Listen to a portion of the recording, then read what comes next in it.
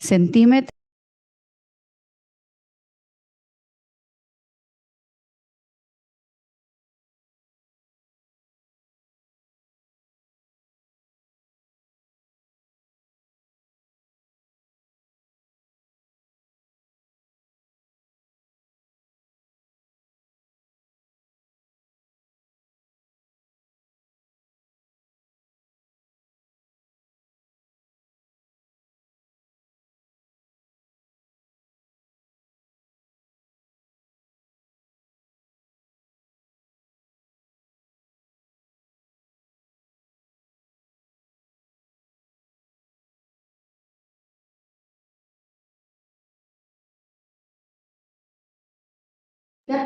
eh,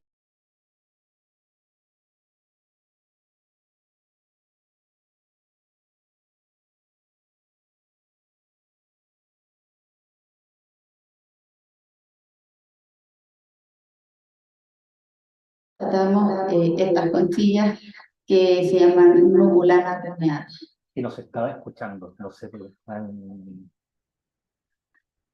Eh, ya. Entonces, lo que podemos ver en esta diapositiva, en el fondo, lo que logramos con estos testigos, ¿cierto? Acá podemos ver un gráfico donde tenemos las edades sin calibrar y luego en la imagen que aparece sombreada, esta línea sombreada, vemos la... No puedo, no puedo con eco. pero me decía que no se estaba escuchando y ahora sí. Ah, ya. Hoy la audiencia, un saludo. Estamos con algunos problemas técnicos. Eh, Me voy a poner como Juan Guerra a no escucharme. Eh, pero podemos seguir. Entonces, tenemos que con estas edades en el fondo logramos entender de que este testigo pequeñito, 40 centímetros, nosotros inicialmente esperábamos que fueran datos más bien históricos, quizá los últimos primeros 1000 años. Eh, bueno, encontramos con la sorpresa de que la tasa de sedimentación es muy, muy, muy baja, entonces en 40 centímetros tenemos prácticamente todo el Holoceno tardío. Y además calculamos, cruzando la información de plomo 210, con el radiocarbono, ¿cierto? Medido en los primeros 4 centímetros, encontramos un efecto reservorio local en la zona de la bahía de Tongoy, muy alta, que nos llamó mucho la atención, la más alta registrada hasta ahora, me parece, a lo largo de la costa de Chile, con más de 600 años, ¿ya? Este efecto reservorio local, que en el fondo es el efecto que hace envejecer, ¿cierto? Las edades con más de 600 años, además del efecto reservorio global, que es más o menos de 400 años. Lo explicamos con dos factores. Uno, la materia orgánica mixta, ya que sería en el fondo que la bahía está compuesta por materia orgánica tanto terrestre, que en el semiárido muchas veces es material terrestre más viejo, ¿cierto? Que es arrastrado, que muere mucho antes de ser luego depositado, luego en el fondo marino. Y además, ¿cierto? Materia orgánica vieja también, desde el mismo fondo marino, producto de la surgencia costera, que en esta zona es bastante importante, como se muestra en estas imágenes de Garro del 2011. ¿Ya? Eh, Esto está publicado en el 2019, ¿cierto? A través del estudio de la granulometría de los minerales presentes en ese testigo, de alquenonas también. Pudimos encontrar proxies, estos índices de correntía, de la fuerza, ¿cierto? De la potencia de las correntías, ¿cierto? La capacidad de transporte de tamaño de grano en el fondo, si tenemos mayor cantidad de tamaños de granos mayores en el fondo marino implica que la capacidad de transporte de flujos que llegaban a ese lugar eran mayores, ¿cierto? Entonces tenemos esta curva, la primera, en la parte A, donde vemos que hay distintos, entre comillas, pulsos, ¿cierto? O periodos donde este tamaño de grano crece, ¿cierto? Y además tiene una tendencia de que va aumentando, ¿ya? Entonces, también eso se ve reflejado quizás con más suavemente, ¿cierto? Nos dimos cuenta que el estudio de los minerales, como dice ahí, del flujo lítico, nos muestra los eventos de escorrentía, pero más bien nos habla mucho de la intensidad de estos eventos, ¿ya? Y lo que podemos concluir a partir de estos dos primeros gráficos, ¿cierto? De estos dos índices, es que existen periodos de intensificación de la escorrentía hacia la bahía durante el Holoceno tardío. A través del estudio de las alquenonas, ya nos dimos cuenta que las alquenonas en el fondo nos dan una información sobre la temperatura superficial del océano, en este caso de la bahía, ¿ya? Y como se puede observar en este gráfico azulito, ¿cierto? Se ve que tiene grandes variaciones, ¿ya? Muy grandes variaciones en comparación con los datos de temperatura superficial que están costa afuera, ¿ya? Como muestra el gráfico que está un poco más abajo. Por lo tanto, lo que concluimos a partir de este gráfico es que hay periodos de surgencia costera intensificada, además, durante el Holoceno tardío. Entonces, estos dos procesos, en el fondo, de intensificación de la escorrentía durante el Holoceno tardío, en conjunto con periodos también de surgencia costera intensificada, la asociamos a que, en el fondo, durante el Holoceno tardío hubo un clima que estaba condicionado por una fuerte variabilidad de la oscilación del Niño, ¿cierto? Así como también de la oscilación del Pacífico.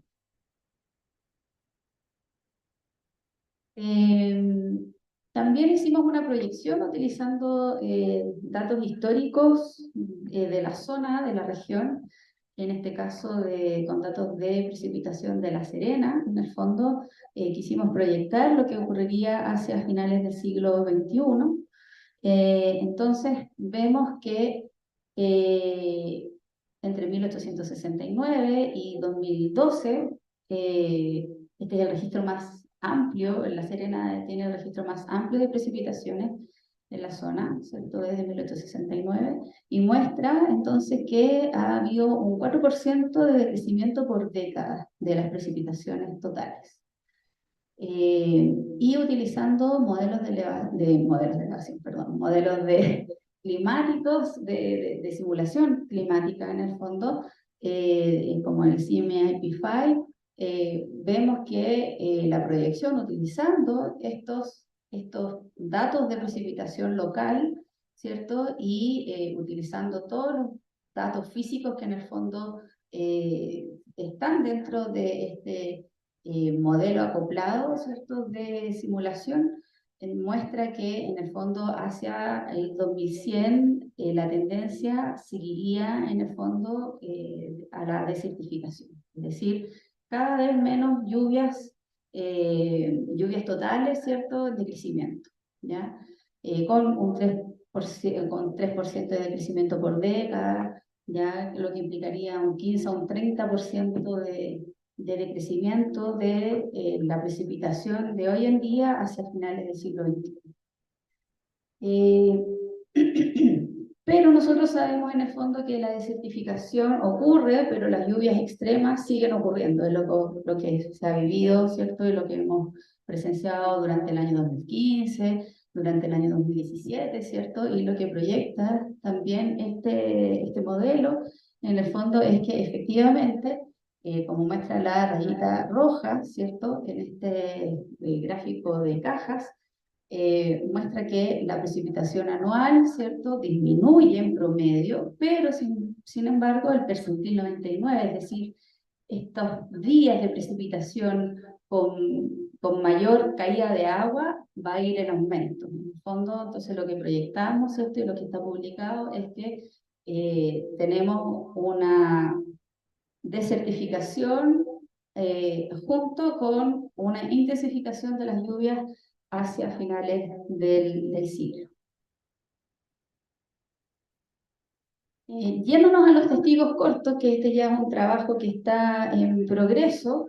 De hecho, aquí muestro el testigo de Tongoy, el TK2, el testigo de Guanaqueros, con algunas edades. Hace poco nos llegaron otras edades, pero que no alcancé a incluir. Estamos todavía generando el modelo geocronológico final de este trabajo, ¿cierto? Pero a grandes rasgos sí nos permite decir algunas cosas por ahora, ¿ya? Y es que tenemos en Guanaqueros, ¿ya?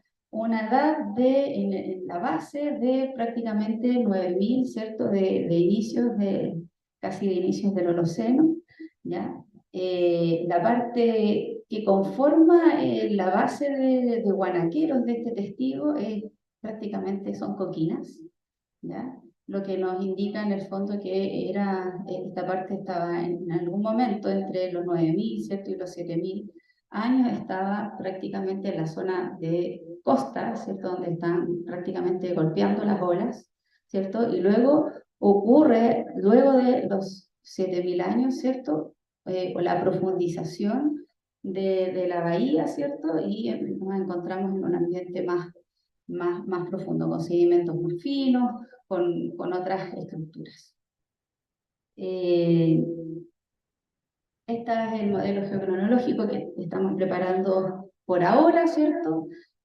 Son edades que están calibrándose con respecto por ahora al delta R, el efecto reservorio local que calculamos anteriormente, ¿ya? Y la verdad es que las edades son bastante consistentes con lo que vemos en el testigo corto también,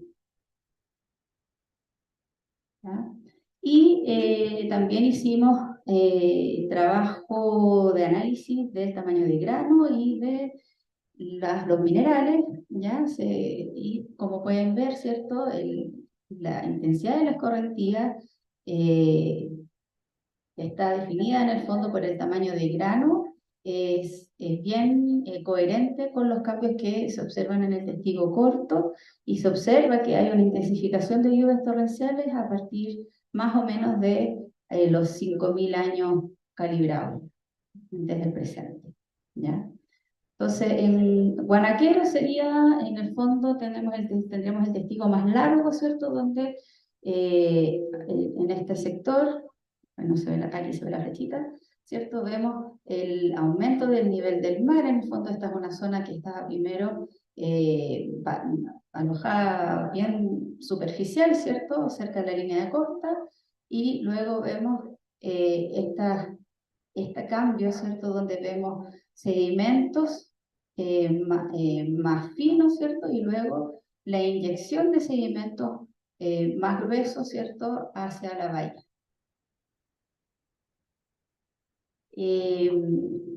Francisco Fonseca, un memorista que hoy día trabaja, un gran geólogo paleontólogo, trabajó haciendo el pick-up, que es en el fondo la selección de cada uno de los foraminíferos que estaban en el testigo de Guanaquero, y hizo esta curva de abundancia acumulada de foraminíferos. Ya hizo un trabajo muy de detalle, muy bueno, y en el fondo a través de esta curva de abundancia notamos que hay 4 unidades importantes que nos muestra el testigo de Guanaquero. Aquí pueden ver unas fotitos de estos foraminíferos, ¿cierto? Que se hace el pick-up en el fondo con un pincel, es un trabajo con lupa binocular, un trabajo de mucho detalle. Encuentra foraminífero con características que se asocian a zonas de turbulencia, ¿cierto? Con conchillas que son más fuertes, ¿cierto? Que están en el fondo hechas para soportar ese tipo de ambiente de mayor energía. Y luego tenemos, tenemos en el fondo estos foraminíferos apuntan, como les decía, en concordancia con lo que veíamos visualmente en el testigo, que en el fondo tenemos un ambiente sublitoral en la base, ¿ya? Y que estaría durante el Holoceno temprano. Luego, ¿no avanza esto? Ahora sí. Ahora, luego tenemos otro grupo de foraminíferos, que son foraminíferos bentónicos, de mayor profundidad, ¿cierto? Que nos indican en el fondo que durante el Holoceno medio y hasta el reciente, en el fondo, más o menos donde se aloja el testigo, a 83 metros de profundidad, ¿cierto? Sería parte de un ambiente de plataforma interna, dentro de la plataforma continental, ¿ya? Y entonces luego, a partir del Holoceno tardío, ¿cierto? A partir más o menos de hace 5.000 años, ¿cierto? Tendríamos un mayor aporte de sedimentos que vendrían inland, es decir, terrestres, ¿cierto? Desde la cuenca, ¿cierto? Ingresando hacia la bahía, ¿ya?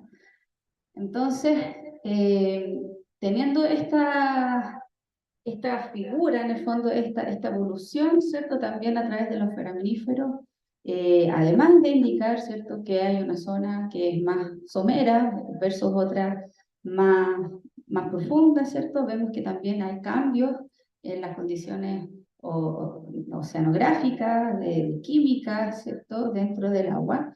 Ya vemos que los foraminíferos durante el Holoceno temprano indican temperaturas muy frías, ¿cierto? Y que es bastante lógico, sobre todo viniendo desde el derretimiento, ¿cierto? De los hielos, ¿cierto? Desde el último máximo glacial, ¿cierto? Y además apuntan a que había una muy baja cantidad de oxígeno. Luego me pasé a la unidad, así, a la unidad 3, ¿cierto? Porque ya estaríamos dentro del Holoceno medio, y estos foraminíferos, además de indicar que ya estaríamos en un ambiente de plataforma interna, ¿cierto? Las temperaturas serían más cálidas en comparación con lo que hay en la unidad 4, ¿cierto? En la base, y además habría también un bajo contenido de oxígeno, de hipóxico a anóxico, es decir, se vuelve aún menor la cantidad de oxígeno disponible dentro de la columna de agua, ¿ya? Y además hay un menor aporte de flujo de detrito en comparación con la unidad 2, ¿ya? Donde en la unidad 2 seguimos la plataforma interna, tenemos temperaturas más cálidas, ¿cierto? Concordante evidentemente con el proceso, ¿cierto?, de calentamiento interglaciar, ¿cierto? Pero tenemos el mayor aporte de detritos, es decir, mayor energía y con un bajo contenido de oxígeno, pero leve, con un leve aumento con respecto a la unidad anterior. Y luego, finalmente, la zona más superior, ¿cierto? El techo del testigo, en el fondo, apunta a que seguiríamos en esta plataforma interna, ¿cierto? Con una temperatura levemente más baja, ¿ya? Lo que podríamos asociar quizá a un aumento de la surgencia, ¿ya? Y además un leve aumento de contenido en oxígeno.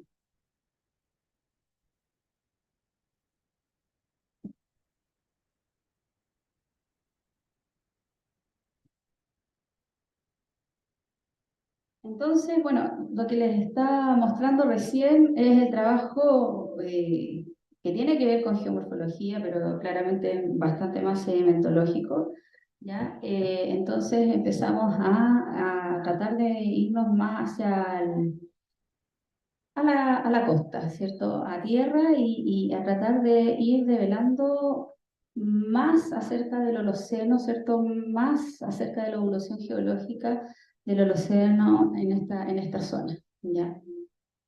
Eh, para ello, el dron, ¿cierto? Yo creo que aquí todos los geomorfólogos, o sobre todo los que adoramos el Holoceno, en el fondo, el uso de drones llegó para quedarse en nuestro estudio, nos permite tener fotografías, nos permite tener imágenes de desniveles centimétricas, ¿cierto? Que en el fondo son sumamente necesarias para hacer un correcto mapeo, en el fondo, del Holoceno con el detalle que éste requiere, en el fondo. Ya estamos hablando de poder, por ejemplo, reconocer geoformas, ¿cierto? Distintos niveles que pueden tener diferencias altimétricas de centímetros. ¿Ya? En la zona de Tongoy, esta es una figura que hicieron mis alumnos de la Universidad Mayor, Tomás Huitúa, Marcelo Vázquez, están trabajando conmigo en este momento. Y nos dimos el trabajo, en el fondo, de compilar todas las edades que existen en la zona. Ya tenemos edades acá en amarillo, a ver si aparece la flechita, aquí. ¿Se ve la flecha? Desaparece mi flecha. Acá está. Ya. Si se fijan, acá tenemos edades que son de Pskov, ¿ya? Estas edades en amarillo son todas de Pskov, ya del año 1993, de los primeros que empezó a estudiar la zona, ya tiene edades, acá es los que están acá con un circulito, no sé por qué no quiere mostrarme esto, mi flechita. Aparece y desaparece. Bueno, pero en esos círculos amarillos que se ven ahí, ¿cierto? Lo que dató en el fondo son conchillas que están en superficie y que están dispuestas en paleocostas, ¿ya? En el cuadradito que está a la izquierda, ¿cierto? Esa es una zona donde también hay una paleocosta, eh, pero también hizo, al parecer, una calicata, ¿cierto? Y entonces encontró que en la superficie tenía una edad de 1275, más o menos, años calibrados. Ya nosotros calibramos sus edades porque no estaban calibradas en su trabajo del 93. Y sobre lo que sería la terraza, ¿cierto? Donde se ve, a ver si me acompaña esta flechita, acá en esta zona, ¿ya? Esta parte de acá sería una zona de erosiva en el fondo, que demarcaría una plataforma, ¿ya? Y arriba lo que tenemos es sedimentación, es decir, sobre lo que podría ser, ¿cierto?, un rasgo de terraza marina, tenemos prácticamente casi 3 metros, ¿cierto?, o 2 metros de sedimentación, ¿ya? Es decir, ahí pasó algo. Ahí pasó algo, se dieron las condiciones, ¿cierto?, para que en el fondo, o aumentó en el fondo en ese momento el nivel del mar, ¿cierto?, o hubo algún tipo de deformación, ¿cierto?, en el continente que permitió la acumulación de sedimentos sobre esa terraza, ¿ya? Eh, También podemos ver aquí en amarillo, ¿cierto?, también del trabajo de Pskov, más hacia la izquierda, vemos en el estero de Tongoy, con un triangulito amarillo, ¿cierto? Vemos que él sacó una edad, ¿cierto? Que era parte de una terracita fluvial perteneciente al estero, ¿cierto? Y obtiene una edad de más o menos 5.000, casi 6.000 años calibrados, ¿ya? De una conchilla, me parece que era de un gasterópodo, ¿ya? Entonces, esa sería la edad más antigua y que está, si se fijan, un poquito más ya metida dentro de las terrazas, ya que están mapeadas aquí en verde más oscuro podemos ver la terraza más antigua, ya que sería una terraza T2 según Sayar de 2009, ¿cierto?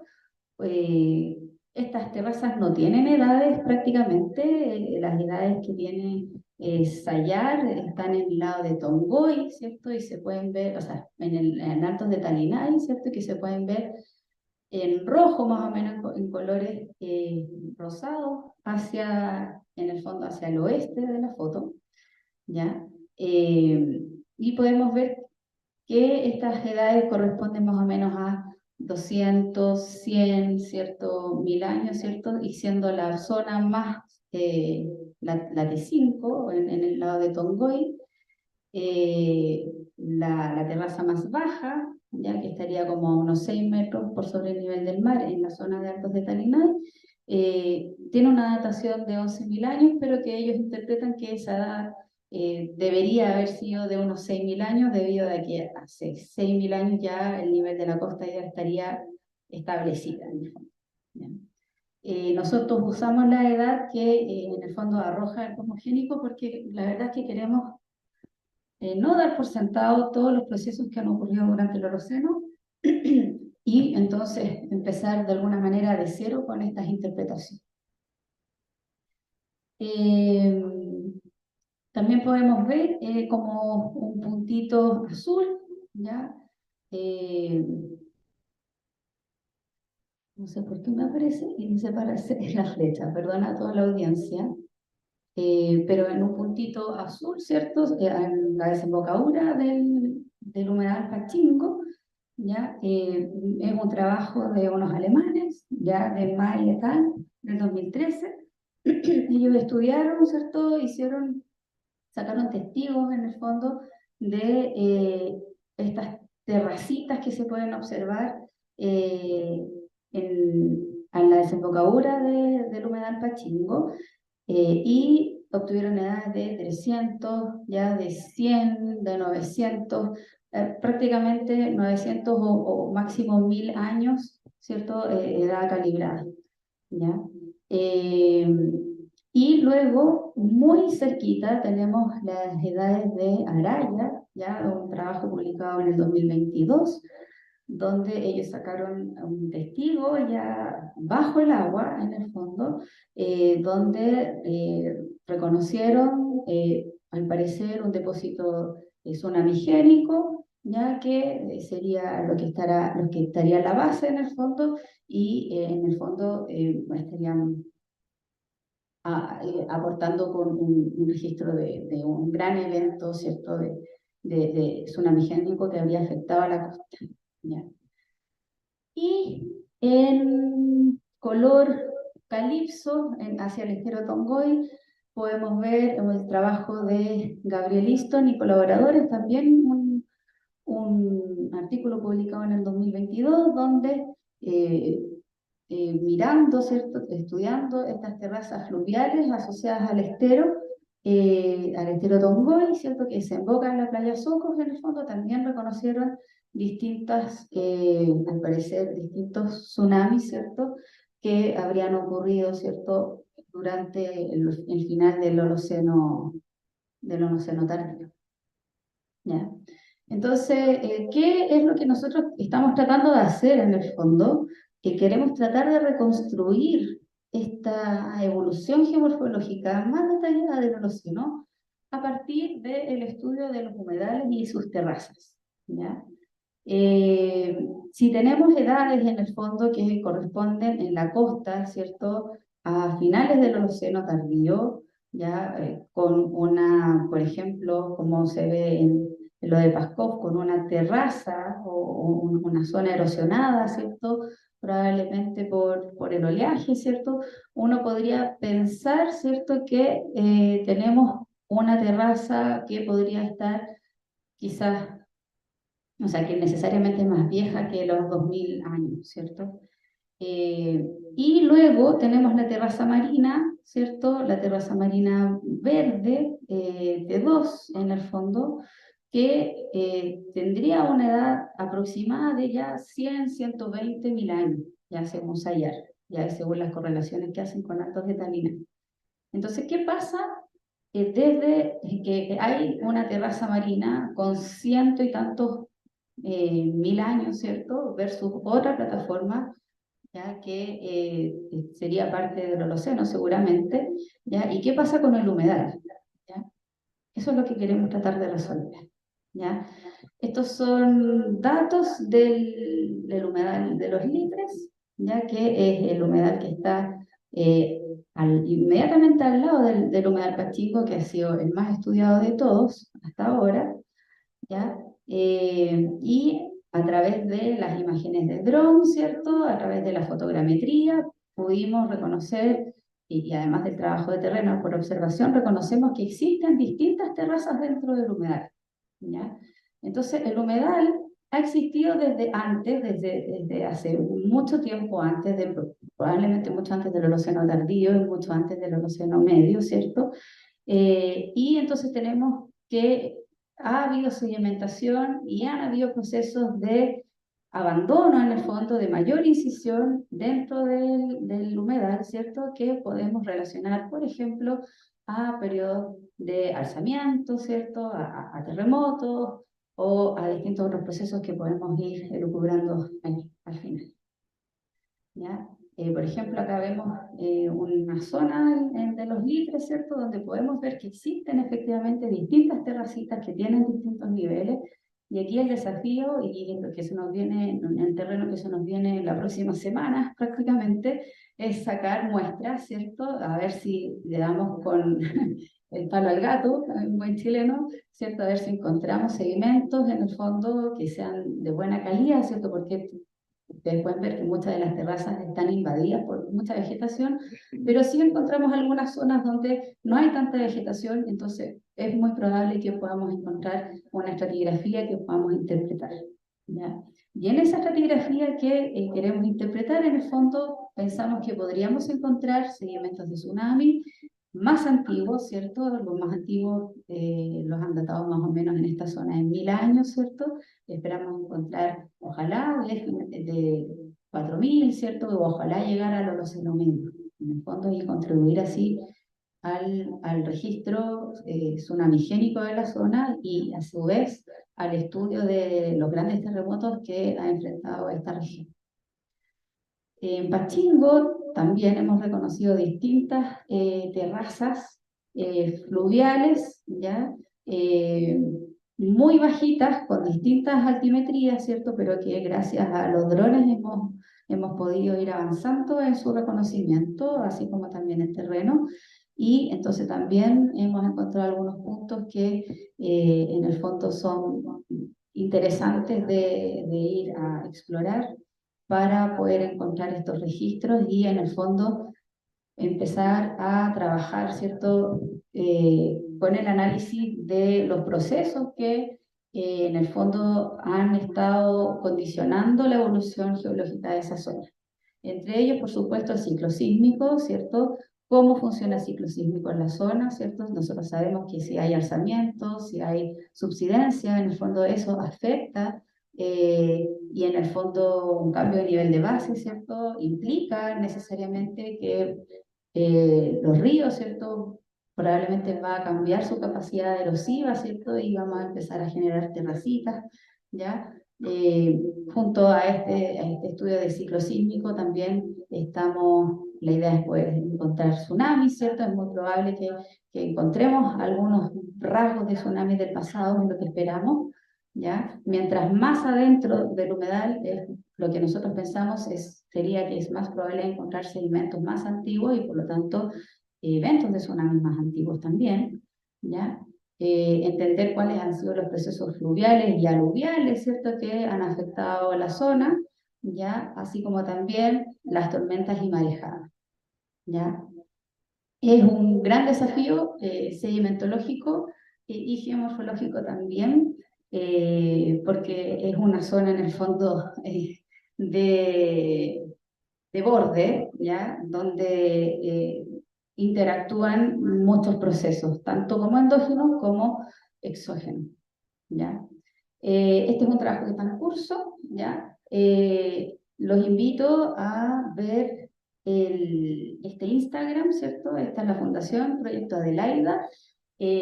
Proyecto Adelaida son unas chicas y bueno, todo un equipo que está trabajando por velar en la preservación de distintos humedales en la región, entre ellos el humedal Pachingo, el humedal Los Litres, y por supuesto que nos comunicamos con ellos antes de poder empezar a trabajar en esta zona, porque en el fondo también tenemos la idea de que como científico, yo estoy alojada acá en la región metropolitana, en el fondo cuando llegamos a una región somos afuerinos, ¿cierto? No somos dueños del territorio, entonces me parece que una buena práctica que deberíamos realizar siempre es ponernos en contacto con la comunidad, con las personas que están trabajando en la zona y por lo tanto luego colaborar y trabajar en conjunto justamente para generar conocimiento y mientras más conocimiento tenemos, más justificaciones y más datos tenemos, ¿cierto? Como para poder proteger nuestros ecosistemas. Eso, muchísimas gracias a la sociedad, muchísimas gracias, José, muchas gracias, Ignacio. Muchas gracias a la audiencia.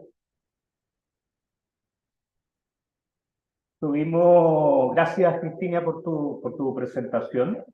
No sé, ¿tienes preguntas? Dale.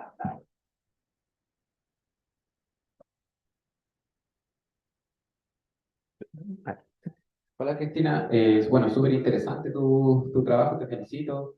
Me gustó mucho, muy paleogeográfico también, muestra mucho las complejidades de trabajar en estas zonas de interacción oceánico y continental. Yo tengo una duda, ¿por qué crees tú que la tasa de sedimentación dentro del océano tardío es tan baja, 40 centímetros, si es que más no recuerdo, ese fue el dato? Y bueno, yo no, desde la ignorancia, obviamente, ¿cómo se compara eso? O si es que hay estudio en Chile para ver cómo fue esa tasa de sedimentación en otros ambientes en líneas costeras de Chile, en zonas similares. Es la primera pregunta de la discusión. Bueno, la tasa de sedimentación, como decía, nos sorprendió bastante. Y claro, es muy baja. Y bueno, la manera que tenemos de explicarlo es que estamos en el semiárido y que en realidad llueve muy poco. Y probablemente las veces en que la escorrentía es capaz de romper quizás la barrera, ¿cierto? Y de llegar al océano, eh, ocurre con eventos que son realmente importantes. Entonces, seguramente hay muchas veces que llueve quizás en la zona semiárida, aumenta el caudal, pero no todas las veces ese sedimento llega hacia el océano y entonces en el fondo hay un obstáculo que hace que lleguen esos sedimentos. Con respecto a estudios que estamos haciendo en otras partes de Chile, estamos estudiando, por ejemplo, con el núcleo de Océano, Patrimonio y Cultura, en la zona de Quintero. ¿Ya? Estamos estudiando la parte geográfica, pero ahí el contexto es súper diferente, es súper diferente. Estamos estudiando además una zona que está mucho más cercana a la costa, testigos que están a 13 metros de profundidad, donde encontraron restos paleofaunísticos. En el fondo estamos estudiando un paisaje que está sumergido, ¿ya? La bahía de Tongoy es una bahía muy, muy grande, y los sedimentos que nosotros recogimos están a 83 metros de profundidad, entonces prácticamente no vemos el paisaje que pudo haber estado sumergido. ¿Ya? Las tasas de alzamiento deben ser diferentes en Quintero, entonces la verdad es que para poder estudiar cada holoceno, en el fondo de estos periodos holocenos, y la geomorfología es súper necesario el contexto. Los contextos son totalmente distintos. También el contexto para reconocer, por ejemplo, depósitos de tsunami, depende de cómo es la playa. Podemos tener playas rocosas, podemos tener playas con mucha arena, con grandes campos de dunas. Entonces, los depósitos tsunamigénicos a lo largo de la costa de Chile van a ser diferentes. Entonces, es difícil hacer una correlación a lo largo de la costa y decir si Tongoy funciona de esta manera, una bahía más al norte o al sur va a funcionar de la misma forma. Muchas gracias, Cristina. Súper interesante el análisis también. La otra pregunta que yo tengo es, en los procesos que tú observas de sedimentación, ¿hasta qué punto esta saliente rocosa que está a la izquierda, que yo asumo que es precuaternaria porque es roca de base o qué sé yo, eh, pudo no haber afectado las tasas de sedimentación, considerando que es un gran obstáculo topográfico precuaternario, haciendo un análisis, claro, como tú bien dices, local, afectando a la zona, porque quizás, o sea, me lo pregunto solo en mi conocimiento, quizás si esa barrera no estuviera en otro contexto, la tasa de sedimentación podría cambiar considerando la corriente de la deriva litoral u otro efecto por transgresión o regresión marina de corrientes que se producen bajo el agua. Entonces, ¿tú crees que eso podría generar algún control o no necesariamente? De todas maneras, o sea, sin punta lengua de vaca no podríamos obtener esos sedimentos que obtuvimos. Eh, Sin ese obstáculo que en el fondo es una protección del oleaje y de la energía del mar en el fondo, no podríamos haber obtenido probablemente ese tipo de sedimentos. Los sedimentos, en el fondo, si tratamos de trabajar en una costa abierta, es muy difícil realmente obtener sedimentos porque hay mucha energía. ¿Ya? Y los sedimentos probablemente van a ser más gruesos, más adentro también. Entonces, si son muy arenosos, también es difícil obtenerlos porque es muy duro para penetrarlo con el sacatestigo. Ahí necesitamos otro tipo de herramientas. Eh, la maniobra también es mucho más compleja porque el barco se mueve mucho más. En el fondo, todas las todas las bahías en el fondo, y sobre todo la bahía de Tonga, que es una bahía que mira al norte, que está súper protegida de los vientos del suroeste, en realidad un escenario fantástico para el estudio de sedimento marino. Eh, Me parece que el científico Moraga hace varios años atrás estaba estudiando la circulación oceánica, o sea, al interior de la bahía, ¿cierto? Pero ya a 80 metros de profundidad, la circulación, que me parece que era horaria, puedo estar equivocada, en el fondo no afectaba a los sedimentos que están más profundos. Ya cuando tienes sedimentos que están más cercanos hacia la costa, la circulación interna empieza a ser más fuerte y también en el fondo es más difícil la interpretación que uno puede hacer de los sedimentos, no es tan directa. Bueno, muchas gracias, Cristina, súper interesante. Gracias por la presentación, Cristina. Hay una pregunta en el chat. Habían varios saludos en el chat también del YouTube. Ay, qué rico, después lo veo, Eh, gracias a todos. Y hay una pregunta que es un poquito más de una visión de conjunto, ¿no? Porque eventualmente tú estás viendo procesos en la costa, pero sabemos que a la larga esos procesos que están en la parte final de la cuenca, ¿cierto? Están reflejando cosas que también ocurrieron de alguna forma más arriba, ¿no? Entonces acá la pregunta, hacen ahí un poco el disclaimer, si no hay relación directa, pero si ustedes pueden establecer alguna relación o alguna relación entre las cronologías glaciares que existen para la región, que no son muchas, de hecho casi no hay, y con lo que ustedes ven en la costa, si es que pueden ver un tema o pueden entender como un tema ambiental más de escala regional. Buena pregunta.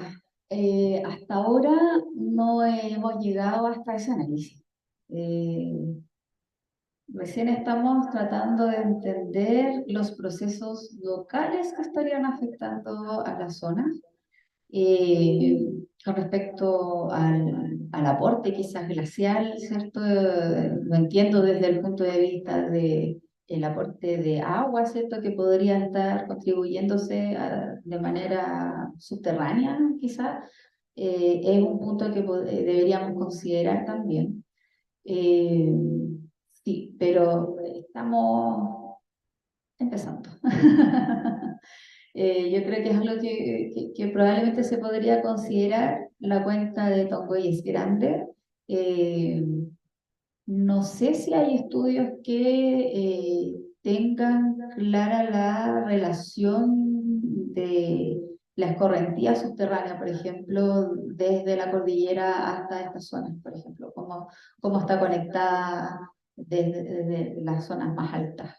Eso es un temor en el fondo. Yo creo que seguramente no debe haber tanta información como no existe en varias partes, y entonces hago llamado a los hidrólogos que nos ayuden con eso. Gracias. Oye, y como para ir cerrando quizás, y pensando en este anuncio que dábamos al inicio de la charla, que bueno, no se escuchó por problemas técnicos, pero recordarles que le comentábamos que en octubre de 2024 tenemos nuestro workshop, segunda reunión de la Sociedad Chilena de Geomorfología en el norte, en San Pedro de Atacama. Entonces, quizás pensar un poco preguntas que podríamos abordar también en esa reunión, ¿no? A tu juicio, y saliéndose un poco del tema más específico, sino que en tu experiencia como investigadora y como geomorfóloga y la reconstrucción de procesos ambientales, a tu juicio, ¿qué está faltando? Porque nos hablaste de lo que has hecho, que es maravilloso el trabajo que presentaste, pero en tu línea de investigación, ¿qué falta para poder, digamos, poder ir completando las piezas del puzzle? Nos falta harto, nos falta harto. Parte de lo que nos falta es unir, por ejemplo, lo que estamos a grosso modo tratando de hacer es unir la parte marina con la parte continental en estas zonas límite, ¿ya? Eh, He visto muchos trabajos, por ejemplo, que hacen reconstrucción de tsunamis, ¿cierto? Pero necesitamos, para tener clara esa reconstrucción, ¿cierto? Y saber hasta dónde ha llegado el nivel, ¿cierto? O la ola, ¿cierto? De la inundación por tsunami, necesitamos tener claro cuál es la tasa de alzamiento de estas zonas. Entonces tenemos un gran gap de conocimiento con respecto a las tasas de alzamiento más nuevas. Ya tenemos están los trabajos de acá de Sayar, de Martinot, ¿cierto? Que hablan de la reconstrucción con cosmogénicos, pero a una escala súper más grande. Están hablando de terrazas que se llaman cosmogénicos, ¿cierto? Del Pleistoceno, pero del Holoceno, cómo está ocurriendo la deformación a esta escala, tenemos muy poca información. Entonces yo creo que necesitamos reforzar ese estudio y no es fácil, no es fácil. Eh, Sé que hay esfuerzos también por parte de los colegas que son más geofísicos, por ejemplo, que están trabajando con GPS diferencial, ¿cierto? Y eso nos ha permitido tener una idea en el fondo de cómo funciona este ciclo intersísmico, cosísmico, ¿cierto? De cómo se va deformando el continente, por ejemplo, qué tan lejos, qué tan lejos estamos de la fosa, ¿cierto? Cómo va a ser nuestra deformación, ¿cierto? Pero tenemos ideas y nos faltan más datos y la cuestión. Encuentro que nos falta. Podríamos tomarnos una cerveza y seguir hablando de todo lo que nos falta. Yo creo que nos falta. Y somos poquitos geomorfólogos o que nos dedicamos un poco a esta parte. Y pues esa es precisamente la idea. Bueno, aparte de tomarse las cervezas en este encuentro del próximo año, también conversar, ¿cierto?, sobre estos temas que estamos haciendo, pero también lo que nos falta. Porque hay muchos interesados y muchas interesadas que están empezando su carrera como investigador o como investigadora y que me imagino que están usando estos eventos como referencias para eventualmente orientar también su línea de investigación. Así que viene bien, digamos, también tener un poco claro qué es lo que nos está faltando también en términos de investigación. Una cosa más, por ejemplo, como algo súper aplicado en el fondo, porque muchas veces uno puede pensar en la geomorfología como algo quizás medio volado, medio abstracto, medio etéreo. No es algo tan concreto como cuando uno habla quizás como de geología minera, eh, por ejemplo, o de peligro, ¿ya? Eh, el estudio de la costa, de la zona costera, ya, bueno, el viernes estuve en una de las asambleas del Comité Oceanográfico Nacional y se creó un nuevo grupo de trabajo, ya que en el fondo propone que dejemos de hablar de borde costero, porque es algo muy limitante en el fondo, y tenemos que hablar de una zona costera, ¿ya? Donde en realidad todo lo que nosotros hagamos en este llamado borde, ¿cierto? Afecta necesariamente a los ecosistemas que están costa adentro y costa afuera, ¿ya? En el fondo, en la zona de los estuarios, por ejemplo, en esta zona de los humedales, ¿cierto? Eh, Son sistemas sensibles y no debemos pensar que el borde costero es solo la playa y ahí se acaba ese ambiente, sino que estas aguas, ¿cierto?, tienen aportes salinos, ¿cierto?, y hay vida, ¿cierto?, hay un gran ecosistema que hay que preservar desde ese punto de vista. ¿ya? Entonces, cuando nosotros estamos hablando de los efectos, por ejemplo, del cambio climático sobre la costa, que nos tiene súper, en el fondo, a varios en alarma, ¿cierto? Vemos que las playas se están erosionando más rápidamente porque existen más marejadas, porque existen otros eventos, ¿cierto? Yo creo que hay que analizar todos esos datos con cuidado también y unirlos con el punto de vista, en el fondo, que tenemos que tener los geomorfólogos, es decir, que no solo existe el cambio climático, sino que también existe la deformación intersísmica, ¿ya? Sabido, por ejemplo, los casos que hemos visto, ¿cierto? Que se vieron para el terremoto del Maule, ¿cierto? En la costa de Tubul, si mal no recuerdo, una costa donde ellos prácticamente estaban haciendo diques porque las olas ya estaban llegando a las casas, ¿cierto? Y luego del terremoto, ¿cierto? Se agranda nuevamente la playa, esa zona se alza, y ese cambio no lo podemos echar la culpa al cambio climático. Entonces yo creo que ahí tenemos que conjugar estos dos procesos, ¿cierto? Procesos exógenos y procesos endógenos, y para hacerlo, en el fondo, es la mirada del geomorfólogo. Entonces yo creo que desde ese punto de vista, por ejemplo, de la preservación de estas zonas costeras, es vital que existan más geomorfólogos participando en estas discusiones. Bien, gracias Cristina, te agradecemos nuevamente tu participación, también a quienes eventualmente se conectaron en distintos momentos a la charla a través de YouTube. Recordarles que la charla va a quedar disponible para quienes eventualmente quieren revisarla después. Y recordarles también que la próxima semana, el próximo miércoles al mediodía, tenemos la charla del profesor Pepe, vamos a hacer con sobrenombre, ¿cierto? Y eventualmente va a estar también conversando de temas más vinculados también a tectónica y costa, así que seguimos ampliando un poco también ahí el tema de los temas que estamos abordando en la sociedad.